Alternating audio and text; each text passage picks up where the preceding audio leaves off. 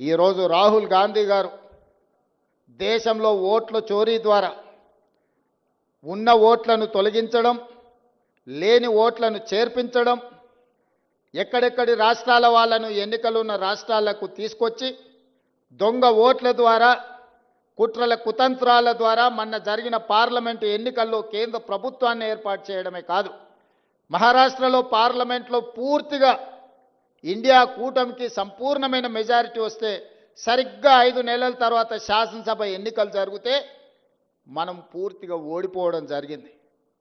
ఎందుకు ఓడిపోయినామని విశ్లేషిస్తే 1 కోటి ఓట్లు మహారాష్ట్రలో కొత్తగా చేరినాయి 4 నెలల్లో. నేను అడుగుతున్నా, 4 నెలల్లో ఏ రాష్ట్రంలోనే ఏ దేశంలో అయినా 1 కోటి మంది పుట్టగలరా? ఒకవేళ పుట్టిన వాళ్ళకు ఓటు హక్కు వస్తుందా? కానీ మహారాష్ట్రలో ఎన్నికల కమిషన్ 4 నెలల్లో 1 కోటి కొత్త ఓట్లను నమోదు చేసి ప్రజా అభిప్రాయాన్ని దెబ్బతీసి, ప్రజా అభిప్రాయాన్ని తుంగలో తొక్కి భారత రాజ్యాంగాన్ని అపహాస్యం పాలు చేసి, ఏ మహారాష్ట్ర నుంచి డాక్టర్ బాబాసాహెబ్ అంబేద్కర్ గారు వచ్చిండ్రో, ఏ డాక్టర్ బాబాసాహెబ్ అంబేద్కర్ గారు మనకు రాజ్యాంగాన్ని ఇచ్చిండ్రో, ఆ రాజ్యాంగాన్ని అపహాస్యం చేసుకుంటూ మహారాష్ట్రలో పార్లమెంట్ ఎన్నికల నుంచి అసెంబ్లీ ఎన్నికల లోపల 1 కోటి కొత్త ఓట్లు నమోదైనాయి. ఆ దొంగ ఓట్లే మహారాష్ట్రలో బీజేపీ ప్రభుత్వాన్ని అధికారంలోకి తీసుకొచ్చినాయి. మొన్న కర్ణాటకలో చూస్తే ఒక పార్లమెంట్లో ఒకే ఒక్క మహదేవ్పుర అనే అసెంబ్లీలో 1,14,000 ఓట్లు 6 నెలల్లో నమోదు చేయించారు కొత్తవి. ఆ 1,14,000లలో 1,00,000 ఓట్ల పైన మెజారిటీ, 6 అసెంబ్లీలలో కాంగ్రెస్కు మెజారిటీ వస్తే ఆ ఒక్క దాంట్లో 1,00,000 ఓట్ల పైన బీజేపీకి మెజారిటీ వచ్చి ఆ సీటు బీజేపీ గెలిచింది. ఇట్లా దేశం నలుమూలల ఓట్ల చోరీ జరుగుతుంది. బతుకున్నోళ్లను లక్షలాది మందిని బీహార్లో చచ్చిపోయినట్టు రాసిరు, లేనోళ్లను ఉన్నట్టు రాసిరు.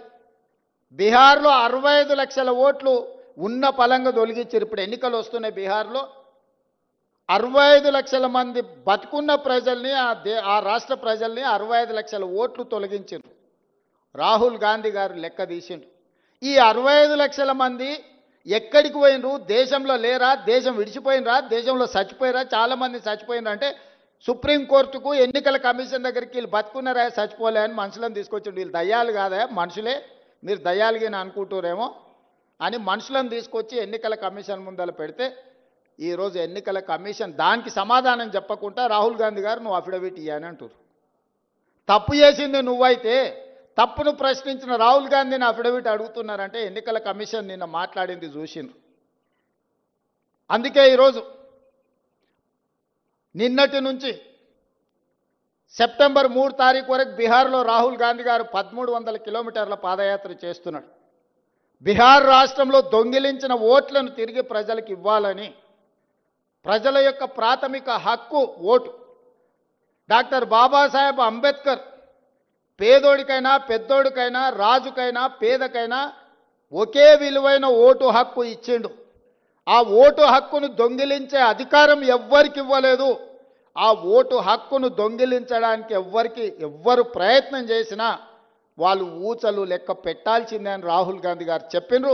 రాహుల్ గాంధీ గారు బీహార్లో ఈరోజు 65 లక్షల ఓట్లు తొలగించడం ద్వారా పేదల యొక్క ఓటు హక్కును దొంగిలించిన వాళ్ళని శిక్షించడానికి పాదయాత్ర చేస్తుండు. తొందరలోనే నేను, మా పిసిసి అధ్యక్షుడు డిప్యూటీ సీఎం గారు అక్కడికి వెళ్ళి వారికి మద్దతు పలుకుతాం. మీరందరూ కూడా వారిని ఆశీర్వదించాలి. దేశంలో పేదోడి ఓటు హక్కును దొంగిలించే అధికారం ఎవరికీ లేదు. అలాంటి దొంగల భరతం పట్టాలి, దానికి మీరు అండగా నిలబడాలి. ఈరోజు అక్కడనే కాదు, రేపు ఇక్కడ కూడా ఇట్లాంటి దొంగ పనులు చెయ్యడానికి అన్ని పన్నాగాలు జరుగుతున్నాయి. మీరందరూ అప్రమత్తంగా ఉండాలి. మీరు వెళ్ళిన తర్వాత గ్రామాలలో మీరు మీ కుటుంబ సభ్యుల ఓట్లు ఉన్నాయా లేవా ఒకసారి పరిశీలించుకోండి. ఖచ్చితంగా వాళ్ళకి వ్యతిరేకంగా ఓటేస్తారంటే ఓట్లు తొలగిస్తారు. పక్క రాష్ట్రాల నుంచి జనాలను తీసుకొచ్చి దొంగ ఓట్లు నమోదు చేస్తారు.